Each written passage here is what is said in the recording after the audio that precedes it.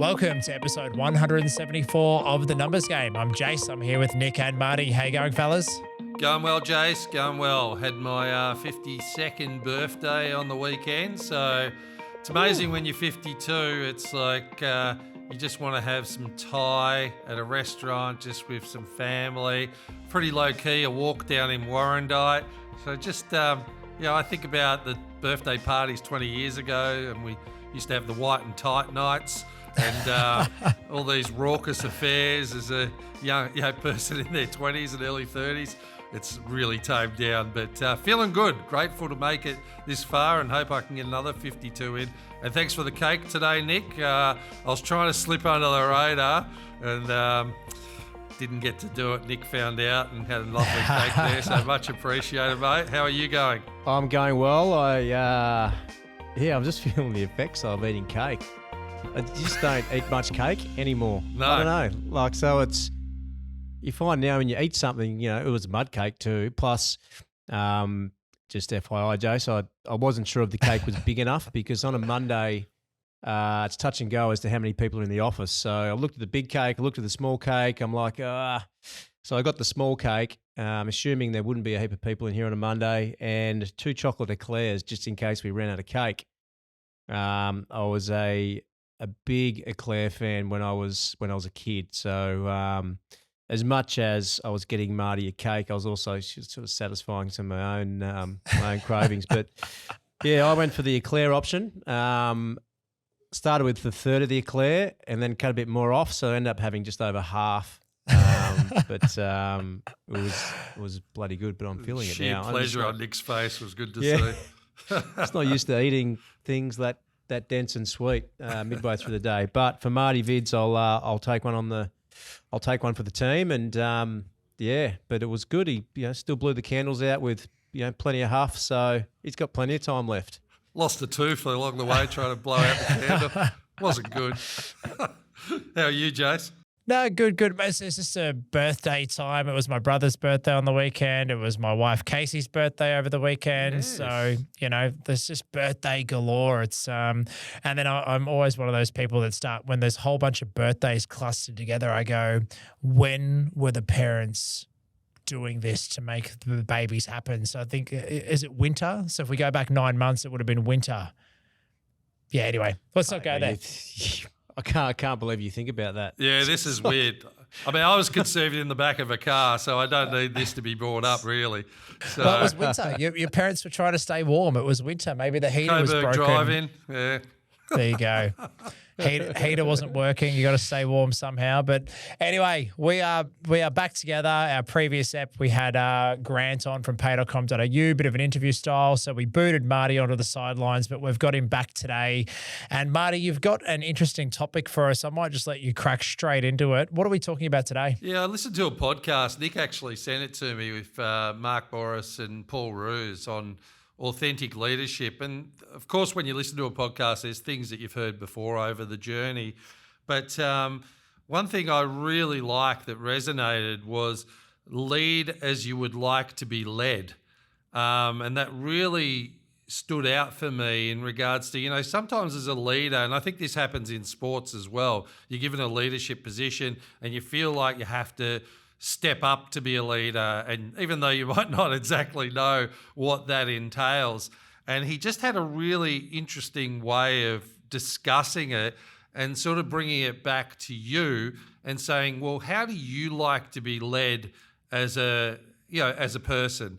And then within that, you'll discover your own authentic style of leadership. And I just thought it was a really, really great concept, and I wanted to unpack that today, because I guess as you are in leadership positions, sometimes you're more prone to focusing on how you're going to lead, but I think it gives you great insights of what you are as a leader as well. So yeah, love it. I thought it was I'm actually, I didn't know you were going to come to the podcast with this until this morning, and I'm glad you did, because I took a lot from it. I think Paul Roos is brilliant. So yeah, I'm keen to unpack it. Well, I'm thinking, I love learning from people that I connect with and I respect. I've always been that type of person that learns in real time, and I've always thought, you've you've got to see it to be it. I'm a big proponent of that. When you looking at leaders, some of the best leaders when you admired, even as footballers, let's say, when you were younger and you had their posters on the wall, you'd want to replicate the people that inspired you in some way that's achieving a result that you'd like to achieve. Amazing how much you learn through that. But I think about the people I admire first externally, and I think about, for me, and I'll throw it open to you guys as well, you might have particular leaders that resonate with you. But for me, Roger Federer is always a person that really resonates for me because he just loves the sport that he was in and wants to represent the sport at the highest level, not only in the way he plays tennis, in the way he practices, the way he presents himself to the media. I love the fact that he's got his wife and kids, and they're all a part of his journey, and tennis seems to be such a enriching experience. And that might be because I love tennis, but I like sports in general. Agassi was always a great player, an amazing player, and I've read his book as well. But he had a lot of demons in regards to his journey, and I always admired Federer because he had some demons early on where he'd be smashing rackets and stuff when he was a youngster, but he really came through to have a real appreciation and respect for the game. And I always think about that in my own self, that I want to be that person, not bagging the industry I'm in or trying to battle through it and going, how can I represent my industry in the best possible light? Because I'm grateful that I'm in the industry that I'm in because it's given me so many opportunities over time. And, and Federer reminds me to be able to communicate that and not be embarrassed or anything, just to be able to communicate why I love the industry that I'm in. So he was one. The other one is Warren Buffett. I always like Warren Buffett, not so much about the money side of things, which does, it helps. It helps. But I like his patience, and he has a methodology that he sticks by and has worked for, over 80 years of investing. I just like the simplicity of the methodology. I'm sure there's a lot of complexities within that, but his ability to execute year after year, deal after deal, just from a capability aspect, I really admire. And the other person, the final person sort of on my human advisory board is Trevor Hendy, because Trevor Hendy always reminds me that we're fallible as people and that we make mistakes and that we can bounce back. And he always has a hunger to be able to learn more and be enriched by his learnings and to improve as a person. And he's kind of like a brother to me in many ways, where, I can talk about my own weaknesses and inadequacies and feel safe in doing that. And he gives me guidance through that. And, but he does that. He leads by example of that on his vulnerabilities. So for me, those three people are really models that I like for various different reasons, but it sets the premise of who I am as a person and as a leader. But I'll throw it open to you, Jace. Like, if you were choosing externally, like even if it's one or two mentors, whatever the case may be, who do you admire that you relate to out there, in the general world? It's a great question, and I actually don't know how to answer it. Like, I'm trying to think. Over the years of like growing a business and being a business owner and doing self-development, I've always craved external education, so going and seeing presentations, stage shows. I definitely love a speaker in a live presentation type environment. And I think back to some of the most impactful presentations I've seen in my life. And there was a guy called Warren Rustand. He was the first hand to the United States president at the time. I think it was George Bush, the older George Bush. And, he did a presentation, which to this day, if I think about it, I still get goosebumps on the back of my neck. And it was around values and family values, or, culture, and how to, harness and, grow an organizational culture through values. But I can't put it like the way, hearing the way you described it as, Roger Federer, Warren Buffett, and Trevor Hendy as almost like a fake board of people that you think of. The things that came to me as you were doing that were, courage and vulnerability. I think of Trevor Hendy. And then Roger Federer was self-awareness and emotional intelligence. So, the more that he became self-aware of his actions, he didn't break rackets, he became mature. He had emotional intelligence of how his actions and reactions would cause other people to feel.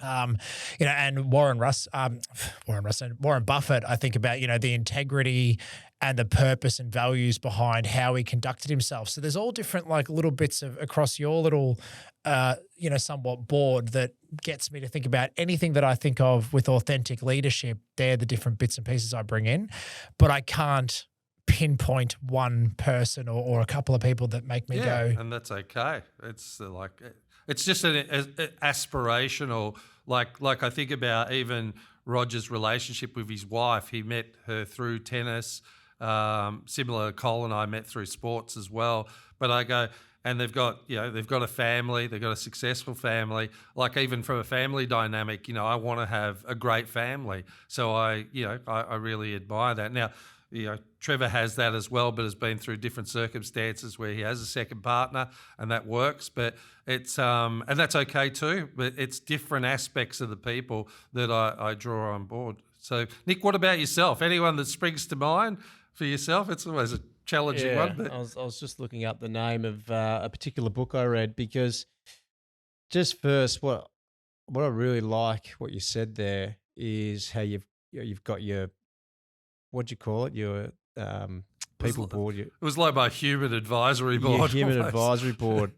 I really like that because I started this business in 2007, and there was only myself and my business partner and one other person. So I guess I've had to learn how to lead over time, and made a lot of mistakes and still do make mistakes, but always trying to be better. So I love what you said there, because it's just got me thinking that leadership is a big thing and I do a lot of work on it, but maybe I need to, actually silo it down to 3 or 4 leaders that I want to model myself on. But I was racking my brain thinking, okay, I need to come up with an answer for this because Marty's going to ask me. And the obvious one that came to mind for me was Phil Jackson. He was the coach of the Bulls and then the Lakers.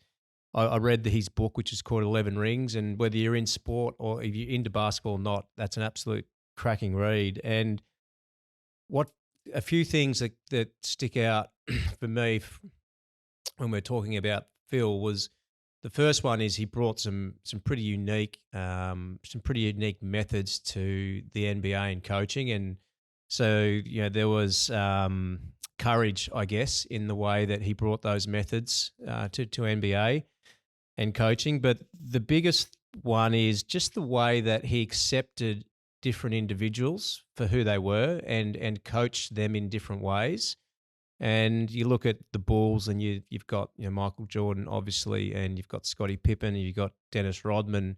And the story that comes to mind is the Dennis Rodman story, where they're in a final series, and everyone who knows the Bulls will know Dennis was a different cat and liked to party and liked do things his own way. And he actually let Dennis Rodman disappear for a couple of days in a final series and go to Vegas and party, and then sent, I think, Michael Jordan to go pick him up. And he just knew that's what Dennis needed. Now, he knew what Dennis's strengths were on the court, but he knew what Dennis needed to perform, and he knew the type of individual he was. And he wasn't fitting into the same method that Michael Jordan was or that Scottie Pippen was. And he allowed for that freedom, and he managed Dennis in a way that he knew he was going to get the best performance out of him, and that was okay. Versus some leaders who are very black and white, and it's my way or the highway, and then people are either on board and off board. And I think if you do that, you risk losing some people. Now, within reason, I'm not sure I'd let some of the staff, go to Vegas and party a couple of days before a big game, but that just goes to show how unique it was. And then I think about bringing in so many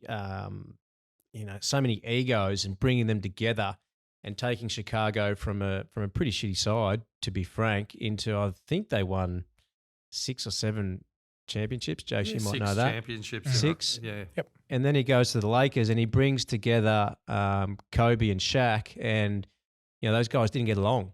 So it's his ability to bring people together and get them to work to get work towards the same goal, I think is incredible. And one of the things that I have learned, I'd say it's probably my biggest lesson in business so far, is everyone is different and you need those different people in your business to progress.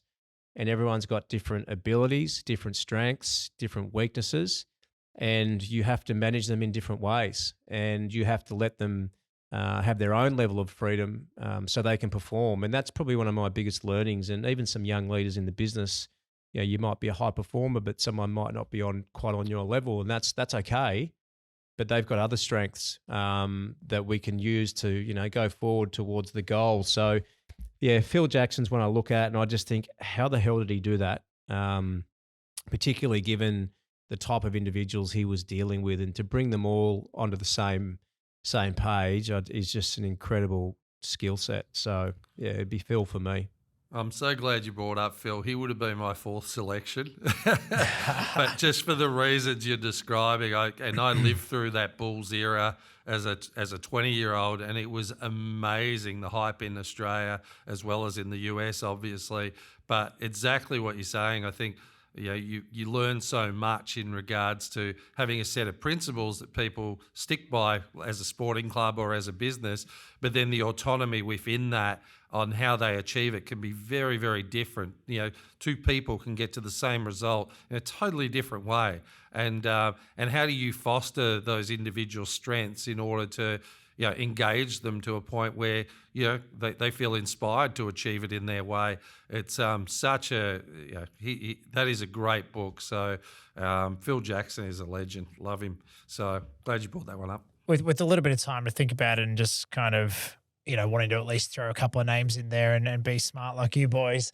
When I think about the leadership style of what goes through my mind and the type of leader I am, I'm definitely a big ideas, big vision, but I'm not the guy who'll execute these things. So I need to make sure I've got a team of people around me who are doers and smarter than me. And when I think about who would be people that I would look to on my human advisory board, Steve Jobs and Elon Musk are kind of the big names that come to mind there. Steve Jobs is well known for building talented teams, having amazing culture of innovation and excellence, and with creativity, passion, and attention to detail. And again, I'm in the accounting industry, but I look at, the brand of Future Advisory, the team around me are people that are, very talented, great culture. We're always looking at different ways we can do things from an innovation point of view. And my team want to be excellent. They want to make sure our customers have got the best accountant and the best advice they can have in business. And then beyond that, I think about Elon Musk is a bit of the cuckoo crazy one, but he's just crazy enough to have that big idea and get people to believe in that vision. And, 6 or 7 years ago when Greg and I are like, we're going to start an accounting firm and this is what it's going to look like. And within a couple of years, we're going to have a team of 30 offices all over the country and we're going to be the Xero accounting partner of the year. And we said that the day we started the business, we're going to use Xero, and Xero technology is going to be the thing that underpins what we do. And we're going all in. And, years later, we're able to achieve that. So that leadership style of, willing to take risks, having a bold vision, and being hands-on. Greg and I are in the business all day, every day, surrounded by a team wanting to kind of G it all up and make things happen. So, from that point of view as a leadership style, and then beyond that, going to like a more close to home, we've had Adrian Hondros on the show before, and Nick and I did a leadership lesson or leadership course through Cub.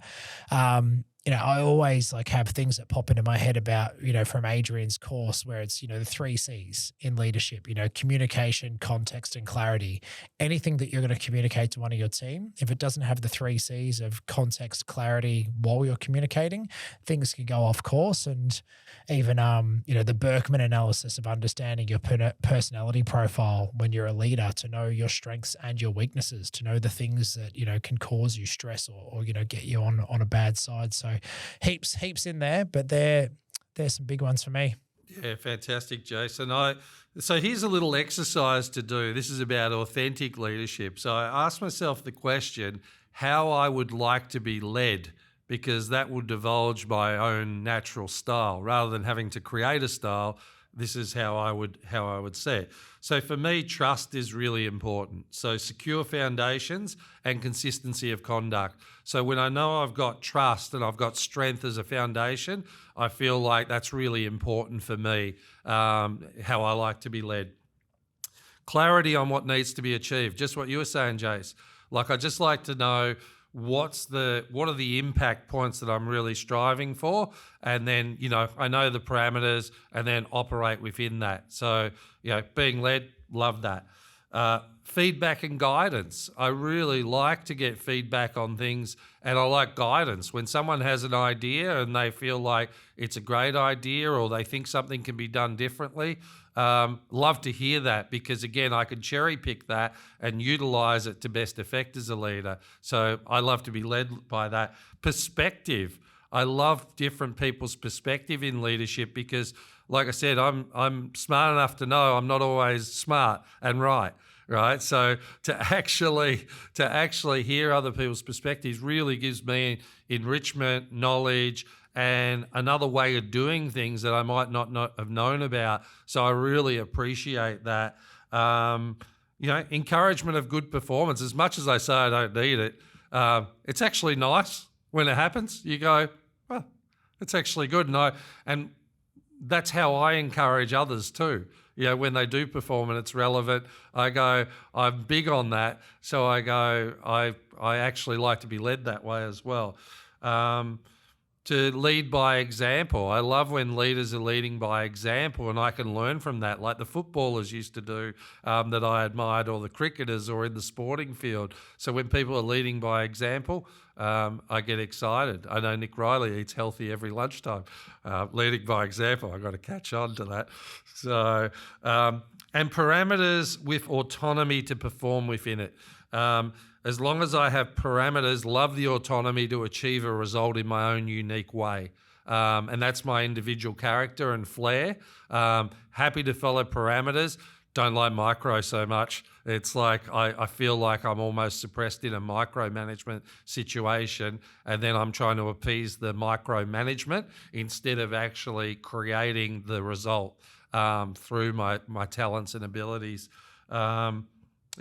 And achieving a result that I admire. I love when someone achieves something and I go, wow, that's really impressive. Like even Matty Gibbs in the office the other day was helping, Daniel, one of our asset finance guys, just on operational things. And, the way he showed leadership in that moment in his role, it was just really encouraging given the capability he had and how he was willing to share it. So little example, but that resonates with me. I go, yeah, I really love that, adding to people's life. And I thought, oh, well, that being like to be led like that shows you the type of leader I am, and that's where I'm most authentic. So when I'm operating outside of that, I'm almost trying to be something that I'm not.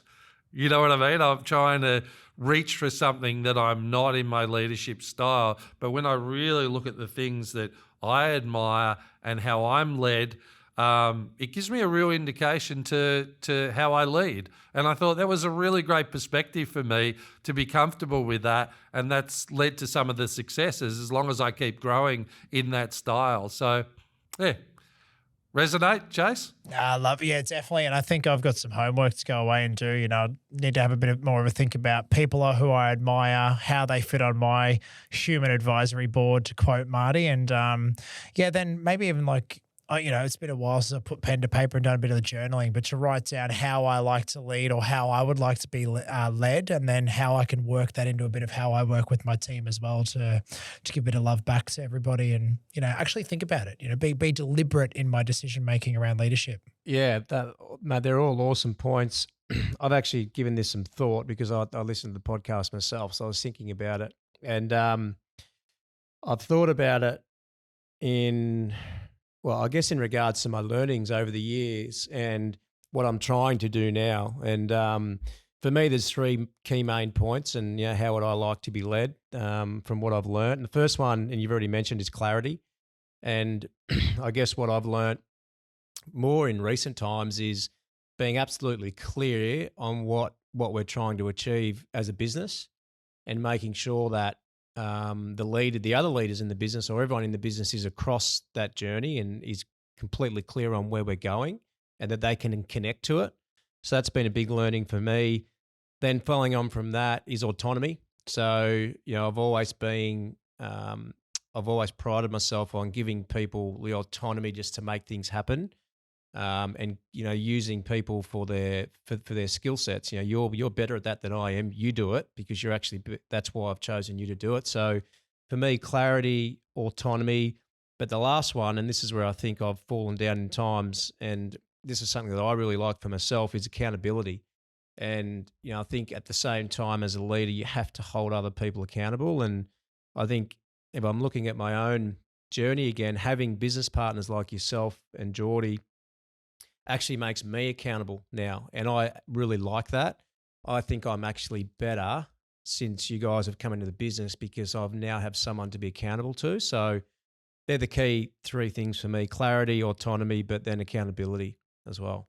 Yeah, fantastic. And accountability is, and again, it's, everyone has the best intentions in accountability, and that's to progress and do well and get results and celebrate, right? So I think accountability is good because particularly it can make you vulnerable initially sometimes if that's the type of person you are, but it's good to be challenged in that way because you get new perspectives through it. So I think you're right, Nick. I think it's a great thing in order to grow as a business and as leaders. So yeah, hope that resonated today. Absolutely. Oh, well, I didn't listen to the podcast like you guys, so I'm definitely taking away some homework. Going to go have a listen to that one, re-listen to this, and think about leadership more from my point of view. Thank you for sharing, Marty, and thank you to our audience for tuning in again. Until next time. Keep leading and be authentic. You're more than good enough. Game over.